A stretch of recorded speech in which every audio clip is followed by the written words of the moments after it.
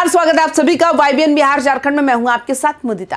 क्या अब झारखंड के गांवों की किस्मत का फैसला रांची के एसी कमरों में नहीं बल्कि गांव के बरगद के पेड़ के नीचे होगा?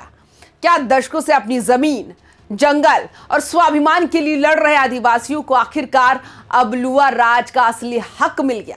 जी हां, मुख्यमंत्री हेमंत सोरेन ने एक ऐसी ऐतिहासिक मांग पूरी कर दी है जो पिछले 28 सालों से फाइलों में दफन थी। झारखंड कैबिनेट ने पेसा नियमावली को हरी झंडी दे दी है। ये सिर्फ एक सरकारी आदेश नहीं है, यह आदिवासियों के स्वशासन का नया संविधान है। लेकिन सवाल ये है, क्या सिर्फ नियम बदल जाने से पीढ़ियों का संघर्ष खत्म हो जाएगा? क्या वाकई बदल जाएगी आदिवासियों की तकदीर? आज के इस वीडियो में हम पेसा कानून की वो परतें खोलेंगे जो सीधे आपके वजूद और आपकी मिट्टी से जुड़ी है। सबसे पहले समझते हैं ये पेसा बला है क्या। इसका पूरा नाम है parliament extension to schedule areas act 1996। आसान भाषा में कहे तो भारत के संविधान ने माना कि आदिवासी समाज के अपने विशिष्ट परंपराएं और रीति रिवाज हैं। इसलिए केंद्र सरकार ने 1996 में ये कानून बनाया ताकि अनुसूचित क्षेत्रों में रहने वाले लोगों को खुद पर शासन करने का अधिकार मिले। इसका मूल मंत्र है गांव का फैसला गांव में होगा, यानी गांव की संसद, जिसे हम ग्राम सभा कहते हैं, उसे सरकार और प्रशासन से भी ज्यादा ताकतवर बनाना। इस कानून की अहमियत समझने के लिए ये जानना जरूरी है कि इसके बिना अब तक क्या हो रहा था। अब तक ग्राम सभा केवल एक औपचारिकता थी। अफसर आते थे, दस्तखत कराते थे और काम हो जाता था। कोई बड़ी कंपनी आई, खनन का पट्टा मिला और रातों रात आदिवासियों को उनकी पुरखों की जमीन से बेदखल कर दिया गया। विरोध करने पर उन पर मुकदमे लादे गए। गांव के तालाब, लकड़ी और पत्तों पर बिचौलियों और ठेकेदारों का कब्जा था। गांव का मुनाफा बाहर जा रहा था।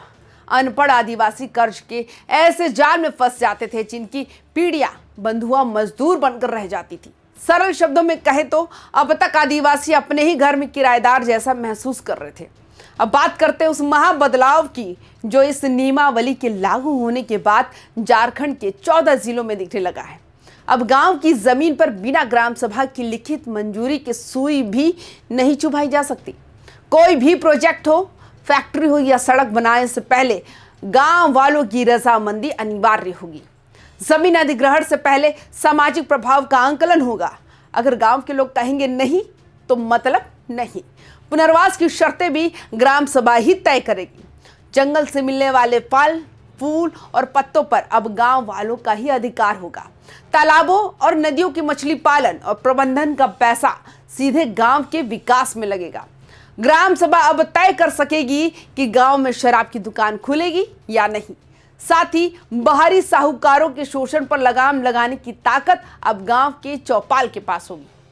पेसा लागू होने के बाद आदिवासियों का जीवन याचक से बदलकर मालिक का हो जाएगा।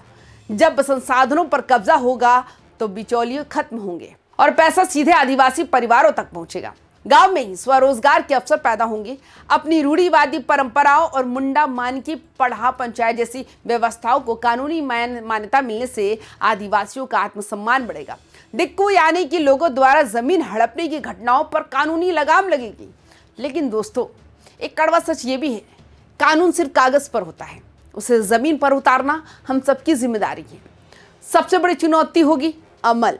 क्या प्रशासन ग्राम सभा के आगे झुकेगा? क्या आदिवासी समाज अपनी इस ताकत का सही इस्तेमाल कर पाएगा? हेमंत सोरेन ने अपनी तरफ से एक बड़ा दांव चल दिया। अब गेंद झारखंड की जनता के पाले में है। आपको क्या लगता है, क्या पेसा नियमावली झारखंड के आदिवासियों का जीवन सच में बदल देगी या ये सिर्फ चुनावी वादों की तरह दबकर रह जाएगी? अपनी राय कमेंट बॉक्स में जरूर लिखें। अगर आप चाहते हैं आपका गांव का हर व्यक्ति जागरूक हो तो इस वीडियो को ज्यादा से ज्यादा शेयर करना ना भूलें। जय जोहार, जय झारखंड।